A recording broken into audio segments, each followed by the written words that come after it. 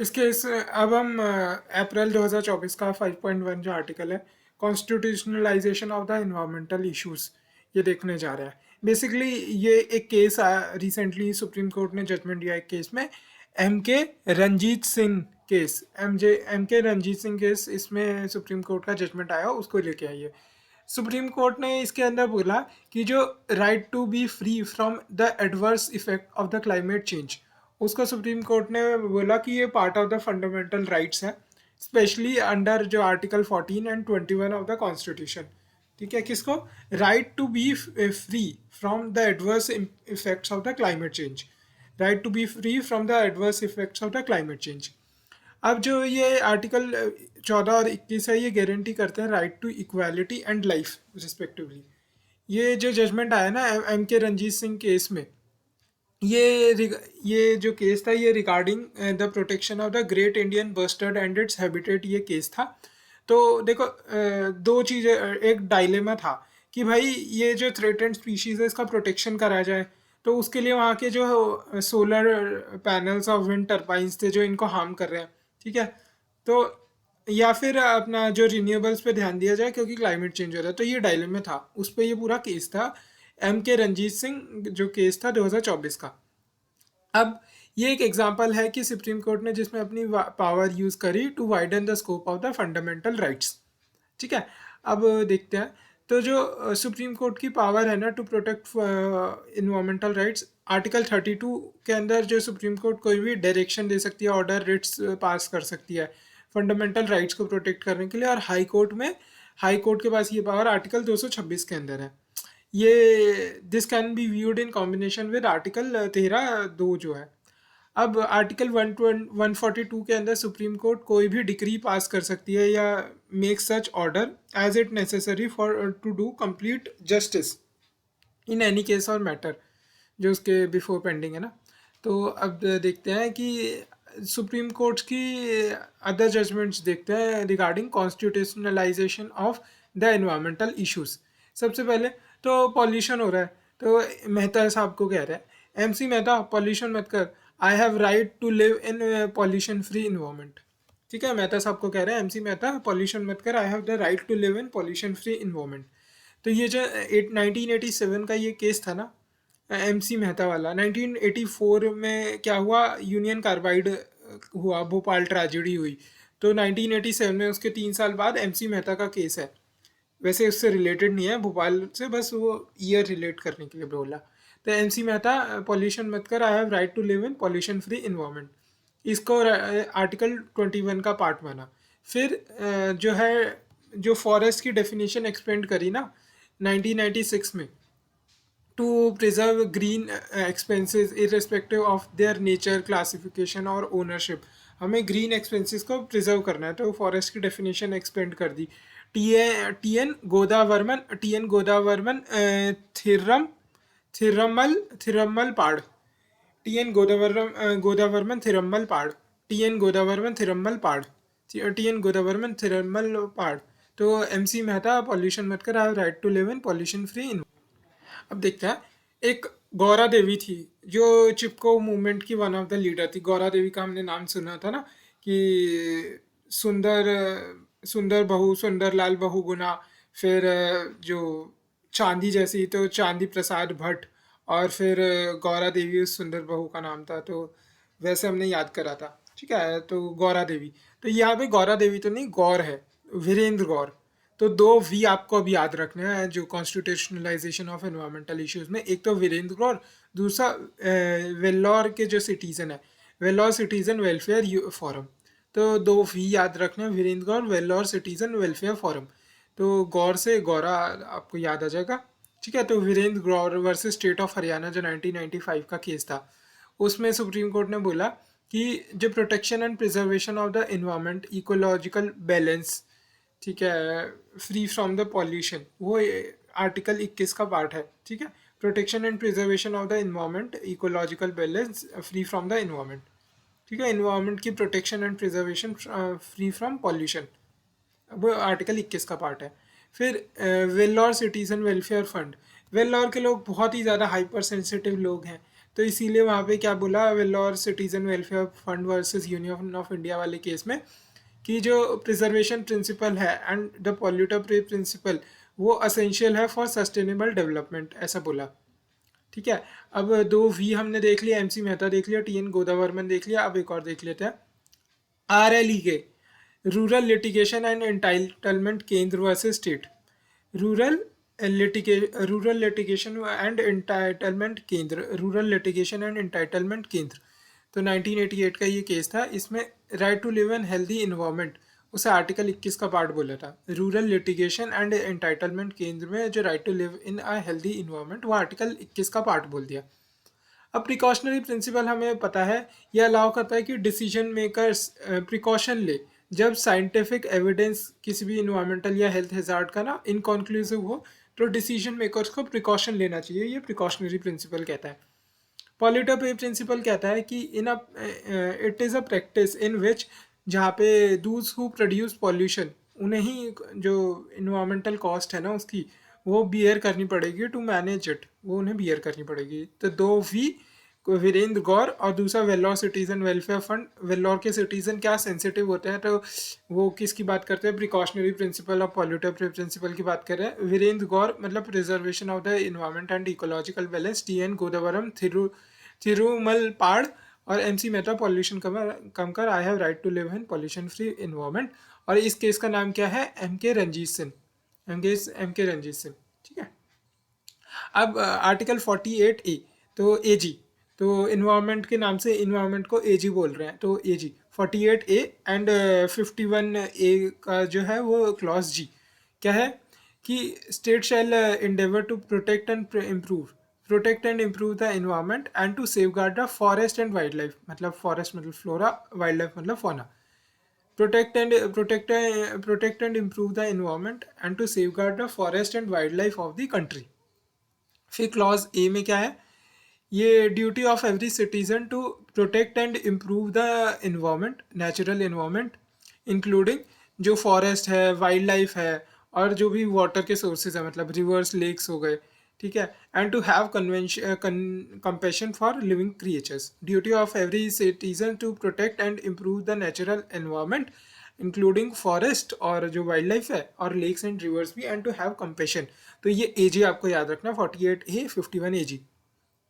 अब क्या इम्प्लीमेंटेशन में चैलेंजेस है ना, एक तो जुडिशियल डिलेज बहुत होती है, तो इसके कारण जो इन्वायरमेंटल डिस्प्यूट्स हैं वो रिजॉल्व नहीं हो पाते हैं और इन्वायरमेंट की हानि होती रहती है।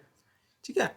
फिर दूसरा है कि पॉल्यूटर्स को आइडेंटिफाई कर पाना बहुत बार बहुत डिफिकल्ट हो जाता है, because non point source pollution होता है या फिर डिफ्यूज्ड पॉल्यूशन के सोर्सेज होते हैं, और पॉल्यूशन एक चेन ऑफ एक्टिविटी है। जैसे दिल्ली के अंदर है, दिल्ली का पॉल्यूशन ऐसे दिल्ली सरकार पे ही थोप दिया खाली, बट पॉल्यूटर को आइडेंटिफाई कर पाना अपने आप में एक कंट्रोवर्शियल इशू है। ठीक है। ऑफन जो इन्वायरमेंटल लॉस है वो इन conflict with development of x construction of infrastructure projects, तो ये बड़ा इशू आता है। जैसे विजिंगम में जो अडानी का पोर्ट बन रहा है उसके खिलाफ जो फिशरमैन्स का प्रोटेस्ट हो रहा है, वहाँ कैथोलिक चर्च जो लीड कर रहा है प्रोटेस्ट को, तो वो क्या है कई बार इको टेररिज्म भी हो जाता है। ठीक है। स्टेटस कोइज्म भी आ जाता है।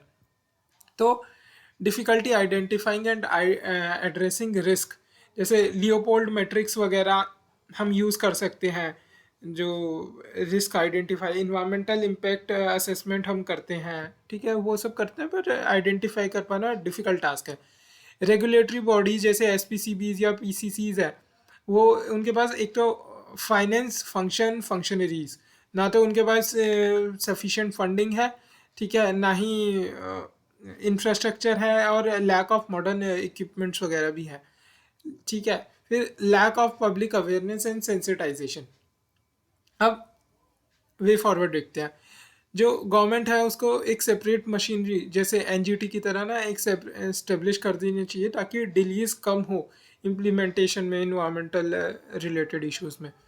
अब an environment concern often not consider confined to boundaries, तो इसीलिए हमें जो इंटर स्टेट कॉपरेशन चाहिए और हमें इंटरनेशनल कॉपरेशन भी चाहिए। तो जो as said by Supreme Court in M.K. Ranjit Singh, Singh नहीं है, ऐसा ही एनएच है, एम के रंजीत सिंह केस, कि हमें ना एक नीड फॉर अम्ब्रेला लेजिस्लेशन है with respect to climate change and attendant concern जो उसके हैं, कि हमारे पास वैसे तो लेजिस्लेशन बहुत है जो इनवेरिएबली क्लाइमेट से डील करते हैं, बट हमारे पास एक अम्ब्रेला लेजिस्लेशन होना चाहिए जो क्लाइमेट चेंज और उसके अटेंडेंट कंसर्न से डील करे। अब इंस्टीट्यूशनल कैपेसिटी हमें स्ट्रेंथन करनी चाहिए एडुकेट फाइनेंसेस प्रोवाइड करके, और कैपेसिटी बिल्डिंग करनी चाहिए हमें जो भी एजेंसीज और उनमें काम करने वाले लोग हैं ना।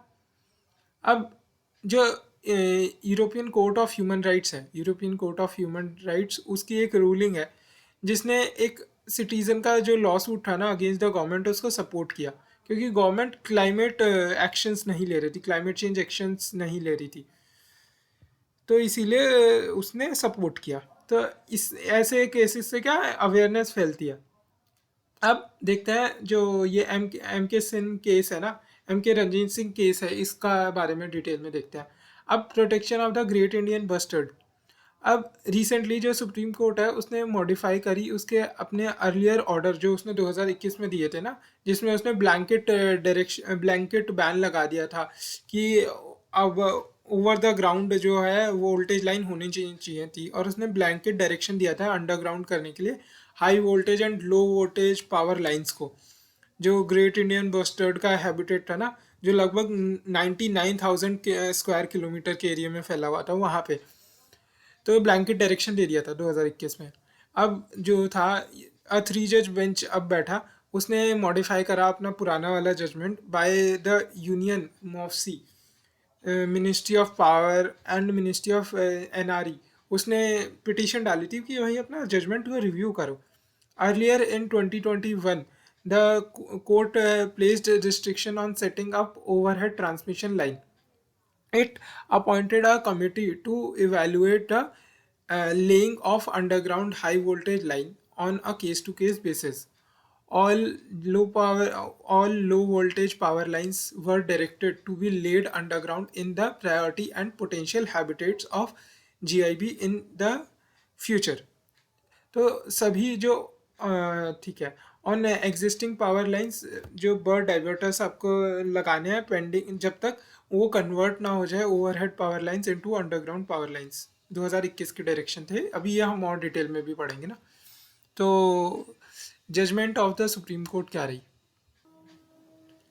अब जो ये एम के वाला केस था ना, एम के रंजीत सिंह, इसमें सुप्रीम कोर्ट ने जजमेंट दी। इसने अपना ब्लैंकेट जो डायरेक्शन था ना underground high voltage for underground high voltage and low voltage power line in the entire reason, उस ब्लैंकेट डायरेक्शन को हटा दिया और एक एक्सपर्ट कमेटी बनाई जो डिटर्मिन करेगी स्कोप, फिजिबिलिटी, एक्सटेंट कि overhead and underground electrical lines का कितना है एरिया में, जो एरिया इन प्रायोरिटी एरिया, ठीक है, पोटेंशियल एरिया नहीं, खाली प्रायोरिटी एरिया में वो scope, feasibility and extent overhead और अंडरग्राउंड जो इलेक्ट्रिक लाइंस है ना उसका करेगी। सेकंड कि रिव्यू करेगी जो इंटरनेशनल बेस्ट प्रैक्टिसेस होंगी ना सिमिलर स्पीशीज़ के कंजर्वेशन को लेके, जैसे होबरा बस्टर्ड, थोबड़ा बस्टर्ड मिडल ईस्ट में, थोबड़ा नहीं होबड़ा, होबरा, जो कोबरा नहीं होबरा, हो बरा, होबरा, हो बरा, हो बरा बस्टर्ड जो मिडल ईस्ट में, तो इंटरनेशनल बेस्ट प्रैक्टिसेस को देखेगी वो। Reason for reversing earlier judgment कि बहुत सारे फैक्टर्स हैं जिसके कारण रिडक्शन हो रही है गिब की पॉपुलेशन, जैसे लो फेकेंडेंटी, फ्रेगमेंटेशन, लॉस ऑफ हैबिटेट वगैरह, या फिर उसके पास खाने को नहीं है या वो किसी का खाना बन जा रही है कि प्रीडेटर्स बहुत बढ़ गए हैं या लॉस ऑफ प्रे हो गया है। फिर इश्यूज भी हैं बहुत सारे अंडरग्राउंड केबल ले करने में, जैसे फार्मर्स की सेफ्टी का इशू है, हाइयर ट्रांसमिशन लॉस होगा, ठीक है। अब जो इलेक्ट्रिसिटी प्लांट का डाउन टाइम बढ़ जाएगा अगर ये वाला चीज़ हम करने लगेंगे, ठीक है। तो unsafe and impractical to underground high voltage cable and deserts, क्योंकि डेजर्ट क्या सैंड माउंट शिफ्ट होने लगते हैं, हाई कॉस्ट है, तो लैंड एक्विजिशन रिलेटेड इशू है क्योंकि वो कवर नहीं होता है जो इलेक्ट्रिसिटी एक्ट है उसके अंदर। सुप्रीम कोर्ट ने ऑब्जर्व किया कि एक डायलेमा है safeguarding diversity biodiversity and mitigating the impact of climate change के बीच में। अबाउट द डायलेमा, तो क्या है, रिन्यूएबल एनर्जी रिसोर्सेज की नीड है क्लाइमेट कमिटमेंट से, क्योंकि हमारे राजस्थान और गुजरात में प्राइमरी गिब के हैबिटेट्स हैं। जैसे आंध्र प्रदेश के अंदर भी पाया जाता है, पर ये प्राइमरी गिब्स हैबिटेट है। पर ये solar power and wind energy के भी प्राइमरी रिसोर्स हैं। ये पंच अमृत टारगेट के बारे में हमें बता रहा है। थ्रेट टू गिब्स, जो ऐसे प्रोजेक्ट है ना, तो ये ये डायलेमा है। अब सॉल्यूशन क्या है इस डायलेमा के लिए, जो जजमेंट के अंदर दिया गया कि एक होलिस्टिक अप्रोच टू कंजर्वेशन लेनी पड़ेगी, ताकि ये ऐसी sustainable environment, sustainable society and sustainable development हो। तो इन्वायरमेंटल कंजर्वेशन भी हो, सोशल इक्विटी भी हो एंड इकोनॉमिक प्रॉस्पेरिटी भी हो, एंड क्लाइमेट चेंज पे भी ध्यान हो। अडॉप्ट करना पड़ेगा एक balanced approach government and courts को, जो कोर्ट्स को भी बोला इसने कि not sacrifice either of the two goals. अब जो नेशनल गोल्स है ना क्लाइमेट चेंज से related, require a holistic understanding of sustainable development. एक एक्सपर्ट कमेटी भी अपॉइंट करी जो बैलेंस करे जो गिव की प्रिजर्वेशन कंजर्वेशन की नीड्स को और नीड फॉर सस्टेनेबल डेवलपमेंट। ठीक है, अब ये जो गिव्स हैं ये बाद में हम देख लेंगे कि इसकी स्पेसिफिकेशन क्या है। ठीक है, जब हम पढ़ेंगे ना अलग अलग स्पीशीज़ के बारे में, तब एक साथ पढ़ लेंगे। अब हम देखते हैं डाउन टू अर्थ में, हम देखते हैं कि डाउन टू अर्थ आर्टिकल हम पढ़ते हैं इसी के बारे में।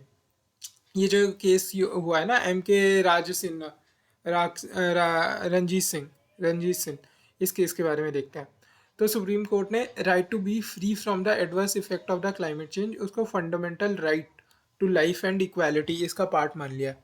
ठीक है, तो जो केस टाइटल एम के रंजीत सिंह है, to critically endangered bird species के बारे में ये था, जो IUCN में भी है। एक तो ग्रेट इंडियन बस्टर्ड और एक और थी लेसर फ्लोरिकन, जिसका वहाँ जिक्र नहीं हुआ ना बोथ जो शेड्यूल 1 है ना वाइल्ड लाइफ प्रोटेक्शन एक्ट, उसका पार्ट है दोनों ही।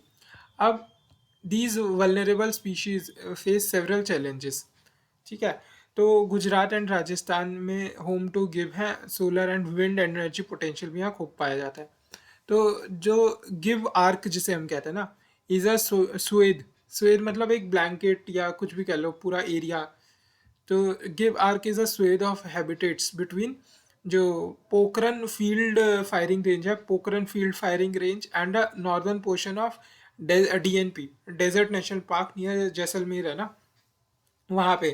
तो कहाँ कहाँ पाया, swathe of habitats between Pokhran Field Firing Range and northern portion of Desert National Park near Jaisalmer, इस एरिया में ये पाया जाता है। अब जो अर्लियर ऑर्डर था ना सुप्रीम कोर्ट में का, वो restriction on setting up overhead transmission line वो इम्पोज करता है। तो उसमें एक कमिटी अपॉइंट हुई थी to evaluate laying of underground high voltage lines on a case to case basis. ठीक है, हाई वोल्टेज लाइन अंडरग्राउंड ले करने के लिए केस टू केस बेसिस पे वो कमेटी देखेगी। और जो सभी लो वोल्टेज पावर लाइंस है ना, वह directed to be laid underground priority and potential area में।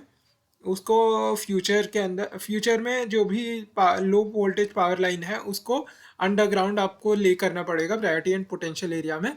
और एक कमेटी बना दी थी जो इवेल्युएट करेगी जो हाई पोटेंशियल लाइंस होगी ना, वो केस टू केस बेसिस पे, तो कि उसका अंडरग्राउंड ले करना है या नहीं करना। As far as existing power lines are concern, अभी तो उस पर बर्ड डाइवर्टर्स इंस्टॉल कर दिए जाएंगे तब तक जब तक वो कन्वर्ट ना कर दी जाए overhead power line into underground power lines. ठीक है, तो ये 3 पॉइंट है। एक तो जो फ्यूचर में लो वोल्टेज पावर लाइंस है ना, उनको तो प्रायोरिटी एंड पोटेंशियल एरियाज में उनको आपको अंडरग्राउंड ही ले करना है।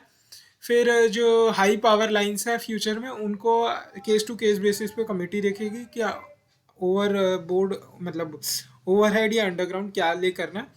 और जितनी भी जो ऑलरेडी एग्जिस्टिंग वो हैं अंडरग्राउंड पावर लाइंस, उनको कन्वर्जन करना है हमें उसमें ओवरहेड पावर लाइंस को अंडरग्राउंड में। ठीक है, तो अब बहुत सारी रिपोर्ट्स हैं जो world life institute of India की भी है, जो इसको 3 हिस्सों में बांटता है। एक तो प्रायोरिटी एरिया जो है वो लगभग 13,500 किलोमीटर स्क्वायर का प्रायोरिटी एरिया है।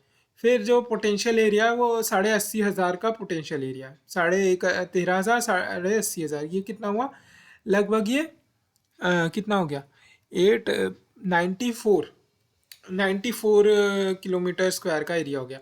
रेस्ट ये जो 6.5 किलोमीटर स्क्वायर है, 6,500 का, ये एडिशनल इम्पॉर्टेंट एरिया है। ठीक है। अब इन इट जजमेंट जो कोर्ट ने अपना एम के रंजीत सिंह केस की उसमें कोर्ट ने मॉडिफाई किया अपना earlier order to the effect that there is no basis to place a blanket direction for underground high voltage and low voltage power line इतने वास्ट एरिया में, 99,000 किलोमीटर स्क्वायर के area में। It found कि कोई not feasible कि सारी overhead जो transmission lines हैं उनको अंडरग्राउंड कर दिया जाए, because of the various reasons जो कोर्ट ने दिए। कि एक तो ऐसा ज़रूरी नहीं है ये कर देने से भी जो गिब का है कंजर्वेशन पूरी हो जाएगी, बिकॉज बहुत सारे अदर फैक्टर्स भी है, जैसे लो फेकेंडेंटी हो गई, या फ्रेगमेंटेशन या हैबिटेट लॉस हो गया, प्रेडिटेटर्स का ना होना या प्रे का ज़्यादा होना, प्रे का ना होना प्रेडिटेटर्स का ज़्यादा होना, ये सब रीजंस भी हैं। टेक्निकल इश्यूज भी हैं, क्योंकि transmitting electricity over long distance underground it is difficult task. Safety risk भी है, क्योंकि शिफ्टिंग डेजर्ट सेंस हैं, तो हाई ट्रांसमिशन लॉस होगा।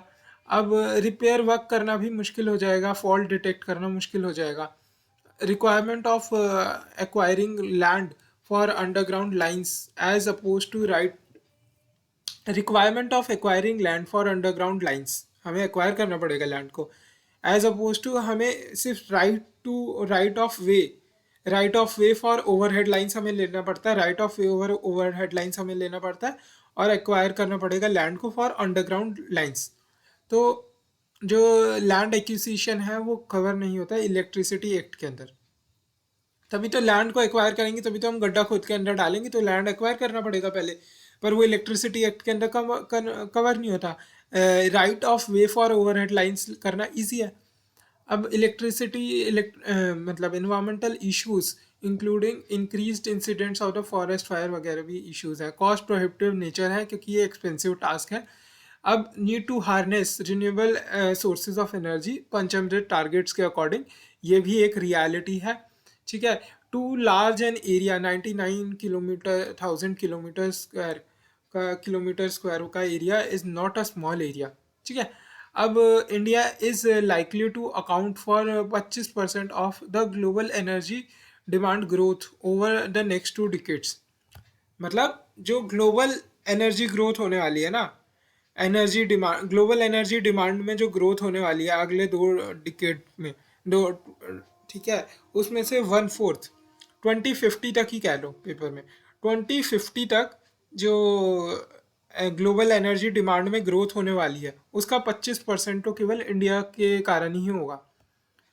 तो ये जो जजमेंट है ना के राज सिन्हा, ये एक लैंडमार्क जजमेंट है, जहाँ पे जो क्लाइमेट चेंज है उसको centre of the judgment piece बना दिया गया।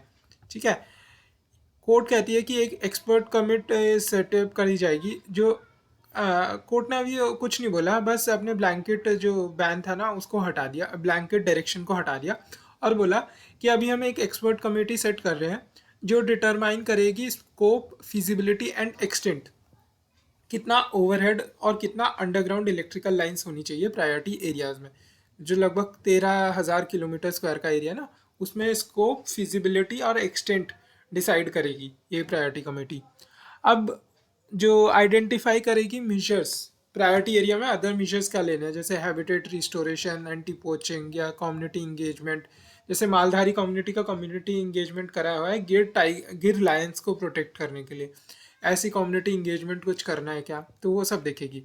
अब इवेलुएट करेगी potential consequences of climate change on GIB habitations, evaluate करेगी potential consequences of climate change on GIB habitats, कि अगर कुछ हो रहा है तो इसीलिए क्लाइमेट चेंज को एड्रेस करना से ही गिब्स के जो इश्यूज हैं वो भी एड्रेस होंगे। असरटेन करेगी सूटेबल वे कि पावर लाइंस को हम ले करें ताकि दिक्कतें कम हों। इंटरनेशनल बेस्ट प्रैक्टिसेस जैसे कि कंजर्वेशन, ये कोबरा नहीं होबरा बस्टर्ड जो मिडल ईस्ट में है, या फिर न्यूजीलैंड के अंदर ब्लैक स्टिल्ट है, black stilt black stilt houbara bustard, black stilt houbara bustard, black stilt houbara bustard, black stilt houbara bustard, थोबड़ा नहीं houbara, black stilt houbara bustard, black stilt houbara bustard. ठीक है, याद हो गया। अब सभी रिलेवेंट स्टेक होल्डर जैसे गवर्नमेंट एजेंसी, इन्वायरमेंटल ऑर्गेनाइजेशन या फिर लोकल कम्युनिटीज जो लीडर्स हैं, बायोलॉजिस्ट हैं, उन सबको इकट्ठा लाएंगे। अब जो इम्प्लीमेंट करेंगे एक रॉबर्ट जो मॉनिटरिंग एंड रिसर्च प्रोग्राम, ताकि जो गिब्स की पॉपुलेशन है उसको हम ट्रैक कर सकें, जो उनके हैबिटेट डायनेमिक्स हैं उसको हम कंजर्वेशन मेजर्स जो हो रहे हैं उनका इफेक्टिवनेस को ट्रैक कर सकें। अब एडिशनल मेजर्स जैसे हाई क्वालिटी बर्ड डाइवर्टर्स वगैरह भी हम इम्प्लीमेंट करेंगे। तो जजमेंट में ये भी बोला गया कि India does not have a umbrella legislation governing climate change. ठीक है, बट कंट्रीज जैसे, या अब यहाँ पे ना पेपर में कुछ भी लिख सकते हो अगर याद ना आ रहा हो, सिर्फ कंपेयर करने वाली बात है। तो जैसे नॉर्वे, स्वीडन, फिनलैंड है, तो उसमें फिनलैंड, फिर साउथ कोरिया। अब जो ये पीएनजी है, फिलीपींस है, पीएनजी है। तो यहाँ पे भी बर्ड्स वगैरह मिलती हैं क्योंकि सी एरिया है। तो फिलीपींस और पीएनजी है, फिनलैंड है। फिनलैंड में लेक्स वगैरह बहुत सारे हैं ना, कंट्री ऑफ लेक्स कुछ ऐसे कहा जाता है इसे। मोर देन 1000, पता नहीं कितने, 10,000 लेक्स कुछ हैं यहाँ पे फिनलैंड पे। तो वहाँ पे लेक्स हैं, तो वहाँ पे बर्ड्स मिलेंगी। ये कोस्टल एरियाज है तो यहाँ बर्ड्स मिलेंगी। तो Philippines and Papua New Guinea, Finland, south Korea, वैसे बर्ड्स के ऊपर नहीं था, ये क्लाइमेट चेंज के लेजिस्लेशन के ऊपर था। ठीक है, अब जो सुप्रीम कोर्ट की जो रिकॉग्निशन थी ना, right to be free from the adverse effect of the climate change, जो उसको फंडामेंटल राइट्स के परव्यू के अंदर लाया है, ये इसने पेव करा है कि way for legal accountability of action जो अंडरमाइन करते हैं मीटिंग क्लाइमेट टारगेट्स। ठीक है, तो क्या है, लीगल अकाउंटेबिलिटी ऑफ एक्शंस बन गई है ये कहने के साथ ही सुप्रीम कोर्ट की, क्योंकि अभी ये फंडामेंटल राइट बन गया। तो legal accountability of the actions ये बन गई है जो अंडरमाइन कर रहे हैं ना क्लाइमेट एक्शंस को, वो। तो दिस केस सिग्निफिकेंटली इन्फ्लुएंसेस जो क्लाइमेट गवर्नेंस है इंडिया में, वो। ठीक है, तो हमने देख लिया कि कैसे जो एम के रंजीत सिंह केस है वो एक बहुत ही इम्पॉर्टेंट केस बन जाता है। एक तो सुप्रीम कोर्ट ने अपने जो अर्लियर जजमेंट था उसको ओवर रूल करा है, जो 2021 का जजमेंट था।